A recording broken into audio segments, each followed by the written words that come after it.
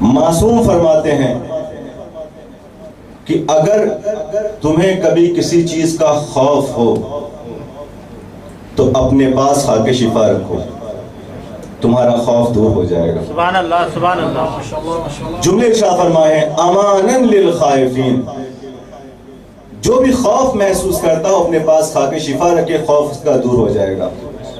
آپ کہیں سامان بھیج رہے ہو، آپ کو ڈر ہے کہ کہیں راستے میں گم نہ ہو جائے، ٹوٹ نہ جائے، برباد نہ ہو جائے، معصوم فرماتے ہیں بیچ میں خاک شفا رکھ دو، تمہارا سامان امانت کے ساتھ گھر پہنچ جائے گا۔ کبھی تمہیں کوئی مرض ہو گیا ہو، کوئی دوا کام نہ آ رہی ہو، ہماری محبت کو اپنے دل میں بٹھا کر خاک شفا کا استعمال کرو، اللہ تمہیں شفا دے گا۔ اور عزیزان گرامی، فقط خاک شفا کا کھانا ہی شفا نہیں ہے،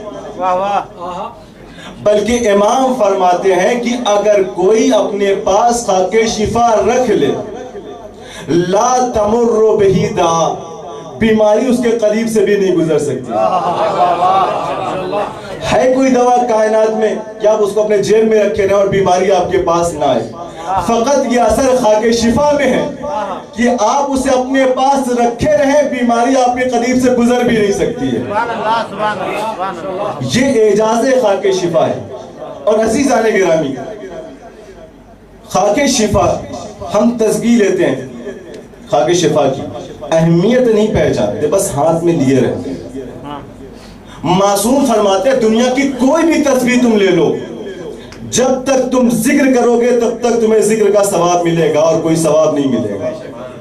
لیکن اگر تمہارے پاس خاک شفا کی تسبیح ہے، بس تم نے ایک مرتبہ ذکر کیا، تسبیح روک دی، ثواب ملنا جاری رہا۔ اس سے بڑھ کے اور کوئی ثواب ہے؟ فقط تسبیح اپنے پاس رکھی، کتنے فائدے ہو گئے کہ بیماری آپ کو چھو کے بھی نہیں گزر سکتی، دوسرا یہ کہ آپ کو ذکر کا ثواب مستقل طور پر مل رہا ہے۔ اور عزیزان گرامی، کتنی قیمتی شے کا نام ہے۔ ہم آپ لوگ پردیس میں رہتے ہیں، میں بھی پردیس میں رہتا ہوں، ہمارے یہاں چونکہ عدم شناسی، عدم عرفان، لہٰذا جب بھی کوئی کسی کو فون کرتا ہے اپنے اقربا میں سے، بھائی ہمارے لیے یہ لے کے آنا، ہمارے لیے یہ لے کے آنا۔ لیکن یاد رکھیں، جب آسمان کے فرشتے زمین کی طرف آتے ہیں تو حوران جنت منتظر رہتی ہیں کہ دیکھیں آج کون فرشتہ زمین کی طرف جا رہا ہے۔ اور جب وہ زمین کی طرف جانے لگتے ہیں تو حوران جنت روک کر کہتی ہیں تم زمین پر تو جا رہے ہو، ہمارے لیے تحفہ کیا لے کر آؤ گے؟ ہمارے لیے تحفہ کیا لے کر آؤ گے؟ ایک مرتبہ وہ فرشتے کہتے ہیں، ملائکہ کہتے ہیں تم بتاؤ تمہیں کیا تحفہ چاہیے؟ ایک مرتبہ حوران جنت کہتی ہیں یستحدین منہ تربت قبر الحسین علیہ السلام، جب زمین پر جانا تو ہمارے لیے کربلا کی مٹی لے کر آنا۔ حوران جنت بھی جانتی ہیں کہ گلشن جنت میں وہ بات نہیں ہے جو تربت کربلا میں ہے۔ صلوات پڑھے بر محمد و آل محمد۔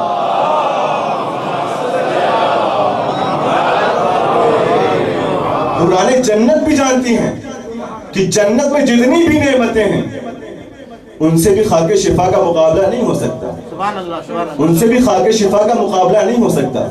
معصوم نے ارشاد فرمایا کہ اِنَّا تُرْبَتَ الحسین علیہ السلام دواء مفرد، کہ ایسی دوا ہے کہ جس کا کوئی جوڑ ہی نہیں ہے، جس کا کوئی مقابلہ ہی نہیں ہے، کوئی سا بھی مرض ہو تم سے کھاؤ اور تمہیں فائدہ ملے گا۔ آ گیا راوی، پڑھانے کے بعد دس صدق کو جوڑ دیا، مولا کیا آپ نے یہ نہیں کہا تھا کہ تمہیں کیسا بھی مرض ہو تم خاک شفا کو استعمال کرو، خاک شفا کو کھاؤ، تمہیں شفا مل جائے گی؟ امام غضبناک ہوئے، فرماتے فما بالو، تیرا کیا ارادہ ہے؟ کہا مولا ارادہ تو کچھ نہیں، میں نے استعمال کیا تھا لیکن مجھے فائدہ نہیں ملا۔ کہا فائدہ نہیں ملا؟ ہر چیز کو استعمال کرنے کا ایک طریقہ ہوتا ہے۔ آپ جب مریض ہوتے ہیں، ڈاکٹر کے پاس جاتے ہیں، دوا لیتے ہیں تو کیا سیدھا دوا لے کر کھانا شروع کر دیتے ہیں؟ نہیں، دوا لیتے وقت ڈاکٹر سے پوچھتے ہیں پرہیز کیا کرنا ہے، استعمال کیسے کرنا ہے۔ بغیر طریقے استعمال کے دوا فائدہ پہنچا ہی نہیں سکتی۔ اسی طریقے سے خاک شفا کے استعمال کے لیے بھی شرائط ائمہ نے معین فرمائے ہیں۔ امام پوچھتے ہیں بتا تو استعمال کیسے کرتا ہے؟ کہا بس مولا خاک شفا لیتا ہوں اور کھا لیتا ہوں۔ امام نے کہا ہرگز نہیں، وَلَحَا دُعَاءٌ، خاک شفا کو استعمال کرنے کے لیے دعا ہے، بغیر دعا کے لیے استعمال نہیں کیا جا سکتا۔ اس سے پہلے امام فرماتے ہیں کہ چند مقدمات ہیں کہ خاک شفا کو کیسے استعمال کیا جائے۔ اس میں پہلی چیز امام فرماتے ہیں کہ جب تم خاک شفا کو استعمال کرنا چاہو تو پہلے خاک شفا کا احترام کرو، تقبلها، پہلے اسے بوسہ دو، وَيَدْعُهَا عَلَىٰ عَيْنَيْهِ، اور اسے اپنی آنکھوں پر رکھو، اور اس کے بعد اس تربت کو واسطہ قرار دو کہ اللہم بحق هذه التربة المبارک۔ عزیزان گرامی، ائمہ کے جملے آپ نے سماعت فرمائے، امام فرما رہے ہیں کہ اس تربت کو واسطہ بناؤ، اللہم بحق هذه التربة المبارک، پروردگار تجھے اس خاک پاک کا واسطہ، ذات ائمہ کو واسطہ نہیں بنایا جا رہا ہے، ایک مٹی کو واسطہ بنایا جا رہا ہے کہ پروردگار اس مٹی کے واسطے سے تجھے اس مٹی کا واسطہ، اس کے ذریعے سے مجھے شفا دے۔ اور اس کے بعد امام فرماتے ہیں پھر اس کو استعمال کرو، اور اس کے بعد امام فرماتے ہیں لیکن یاد رکھو جب تم اپنے مرض میں خاک شفا کو استعمال کرو تو ہرگز ہرگز ایک چنے کے دانے سے برا زیادہ استعمال نہ کرنا، اس لیے کہ جس نے ایک چنے سے زیادہ خاک شفا کو استعمال کیا گویا کہ اس نے ہمارا خون اور گوشت کھایا۔ دیکھیں یہ تمام شرائط میں سے، ان تمام شرائط کو ملحوظ رکھنے کے بعد اگر کوئی خاک شفا کا استعمال کرتا ہے تو یقیناً اللہ اسے شفا دیتا ہے، اسے یقینی طور پہ شفا ملنی ہے۔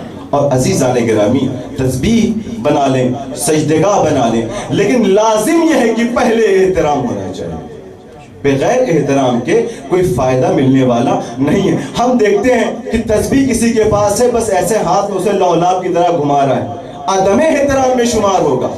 نماز پڑھ کے نکلنا، سجدگاہ کو ایسے پھینک دیا، عدم